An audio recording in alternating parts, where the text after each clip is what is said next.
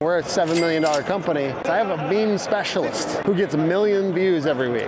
The old way was easier in a lot of ways because I was a little scared that my business might get chopped. Don't be afraid to layer on an agency to your internal marketer. I wouldn't even hire a marketing manager until they at least have a $5K ad budget. Tend to your reputation and answer your customers' questions. Hi guys, it's Daniel and team here. Daniel from Netrocket HVAC Marketing and team from Hook Agency, who is very experienced in SEO and general marketing for HVAC contractors. This is why we're here. We're super grateful to be part of this content, and if you want, you should talk to these guys or Hook.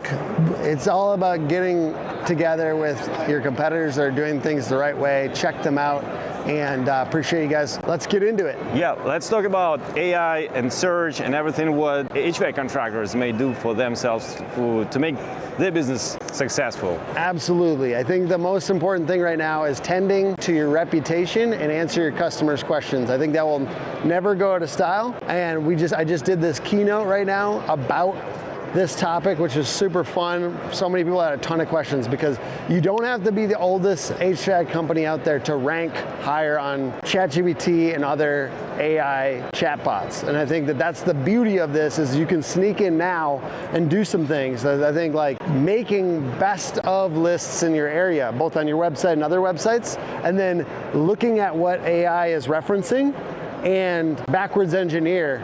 So it shows you where it's getting its information. Click through on those things. Is it Reddit? Is it Quora? What else is there that it's referencing? And then contribute to those forums. That's the first thing I did when I started my recent home service business. Highly recommend backwards engineering what it's referencing as a good starting place. If we talk about the general do-yourself things, what would you recommend for those who are not ready to hire an agency, for example? Yeah. What can they do on their side? I did like a whole video series on this at hookagency.com/DIY. It's like 16, 17 videos, and I show how to do it from scratch. About the ChatGPT? No, SEO from scratch. Yeah. SEO from scratch. Now, and a lot of that is going to affect your AI search visibility as well. And I can tell you that Tim is very good at SEO, and his team as well. Thank you. I see your website all the time pops up, and what I hear on the sessions, on the workshops, you know your team. Appreciate it very much. I think that the big mistake there, right, you have to consistently publish. So publish 3 articles, publish a couple landing pages a week. Like, it's the consistency of publishing, and I think most people will not do it. Yeah. So they should choose an agency that is willing to do that work for them.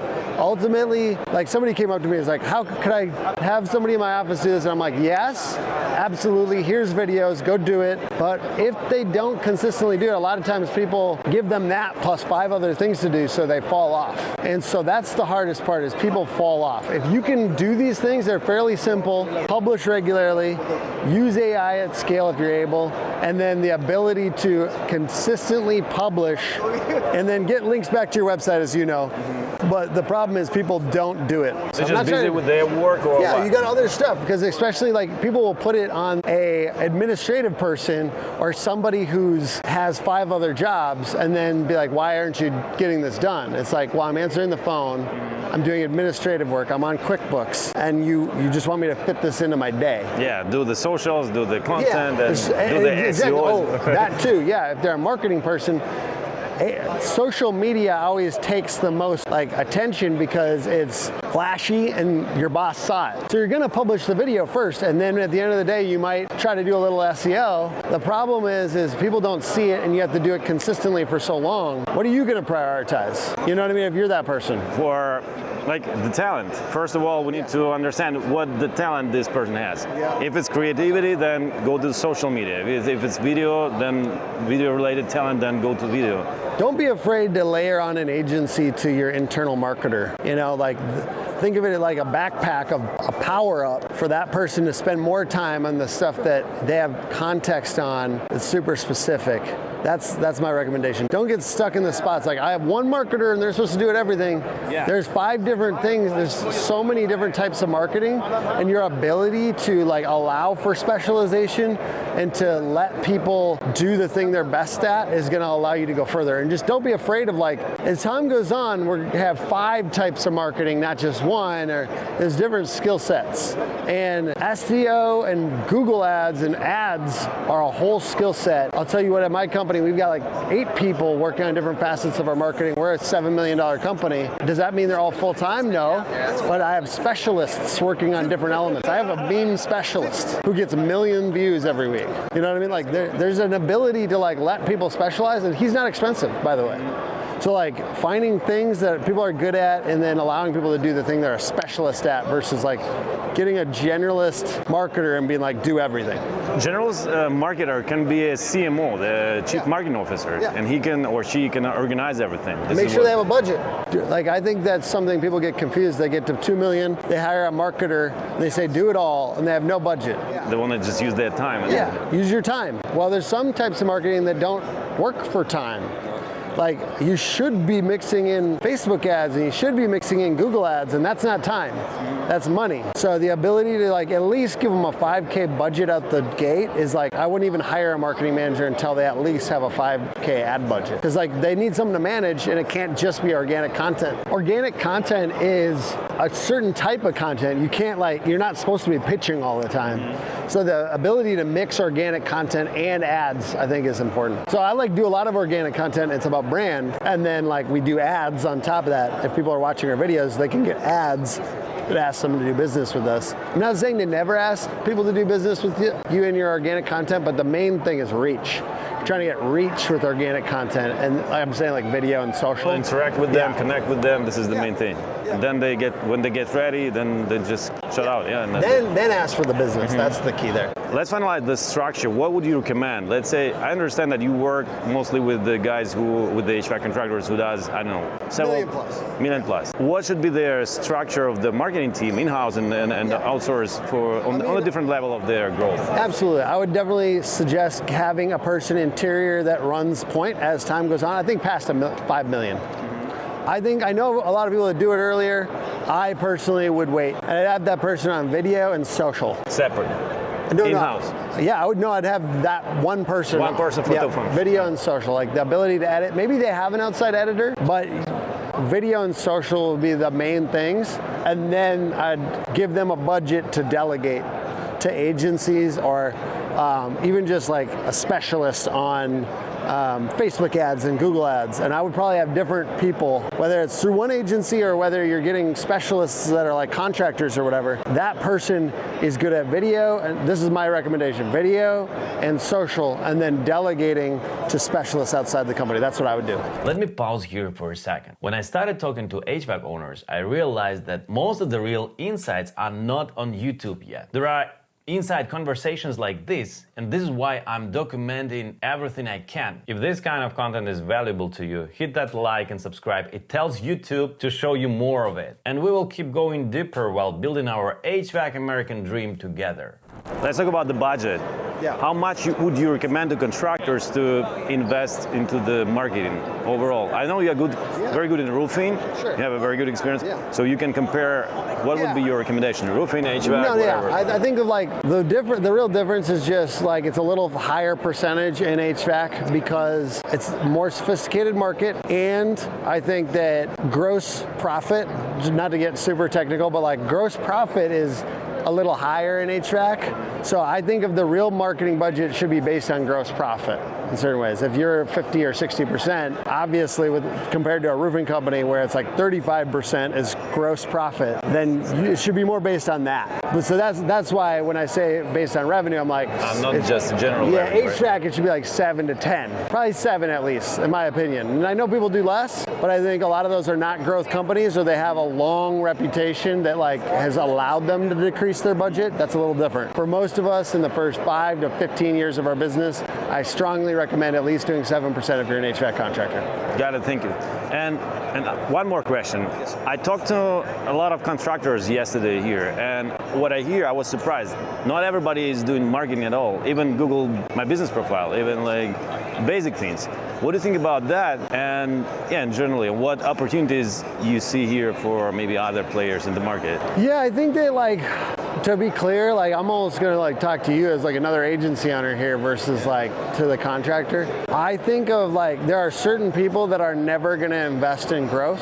They're happy with $1 million or $2 million, and I distinguish in my head from those guys, which is like just a local family-owned whatever versus a growth mode contractor. So I have a different identity I assign to the growth mode guy or guys or gals, and that's who I'm targeting as an agency, because those people that are in growth mode, they have a totally different business model. And if I spend all my time talking to the smaller business that doesn't care about growth and is cool, like a lot of times it's a little bit older guy who just doesn't care that much. I almost like, no offense, I'll care about them as a human being, but as a customer, I'm not trying to get them as a customer. I actually don't spend a lot of my time. I'm like, how can I help? Yeah. You know what I mean? Like, let me give you a DIY thing. How can I give you something that's a resource that's useful? And I think the ability to give people resources in that situation is my strategy as an agency owner versus giving people, like trying to pretend like they're gonna be a customer of mine. So that's just like agency owner to agency owner. Yeah, but do you think they have future, these kind of companies, if they can transform, or it's not possible for? You know what, I actually do. I think there's always a place for those types of companies if they can get their kids to take over. The thing is that the kid is going to come in and say, hey, I actually want to make this like a real business, pops. Yeah. So that's the future. The future is it's not that they're dead or they're gone or they're never going to be around. It's that it's just a smaller future. You know so what I mean? Anyway, they will build the system. I don't think there's anything wrong with that. I think that there's always a place for reputation and a place for like our network and the customers we've always had. There's nothing wrong with that. And if that's your business, I'm not shaming you. It's just a different model than what I'm targeting as like an agency, obviously. And what about the video? You're very good in video marketing, content marketing. What do you think? It does make sense for a HVAC contractor to do videos, and what types of videos, if yes? Yeah, I think the place I'd start is I would start with people that are in your pipeline right now that have questions. I'd answer those questions on video first. And then I'd go up to the top of the funnel and I'd be like, how can I get more awareness in my local area? And trying to create that local awareness, and that ability to show like questions that people have that are more broad or like hooks or demonstration. I do think that is a little bit of an advanced move.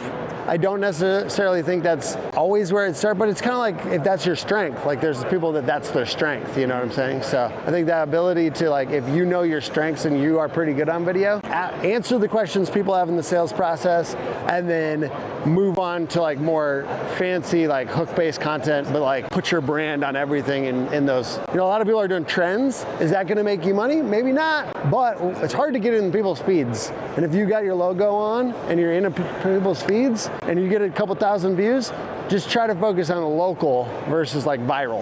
Yeah. Let's talk about the future a little bit. Yeah. We have Google right now. We have ChatGPT and all other AI platforms. We have YouTube as a search engine as well. Yeah. How do you think it will transform and then does it still make sense to invest in SEO as we used to make it, like search engine optimization? Yeah, I think it's important to be non-romantic about whatever's going on. So it's hard to not be a little opinionated as an agency owner because we sold SEO, right? Yeah. And we would like to continue to be of service to contractors. From what I can see it, and this is partly why I started a home service business, a roofing company, but I started one because I was a little scared that my business might get chopped. I think what I can see right now, this is early 2026, that people are still gonna need marketing agencies to do things. I think content marketing is still critical, whether it's video or content. I think it's it's almost like dispersed out a little bit. You should be doing video and SEO. Like I think the way I look at it is either you go really hard on SEO or like SEO has dropped in importance. So it's either go really hard or like I wouldn't spend that much time on it. I feel like there's more places to show up. So we gotta like kind of show up in as many of them as possible because now it's that circle of references that we're trying to show up on, like making sure that we're in all of them. It's a lot of work. it's actually frankly annoying. The old way was easier in a lot of ways. We just show up on Google and boom, we get a click and then we get a customer, and now we got to show up on, we got to make sure we got good reviews on Yelp, and we got to make sure we got good BBB listings. We got to get in the Chamber of Commerce so that we can like be seen as a local reputable thing from AI. Yeah, so not only for the leads, this is what I hear. Yeah, guys, they say like, we don't need to go to Yelp or some other platforms. We don't need leads from them. But this is what... But show up there at least with a few good reviews and don't go under 4 stars, because like now AI is referencing that to say whether you should show up as the top 5 HVAC contractors in area. So it's just a little harder, but at the same time, tend to your reputation.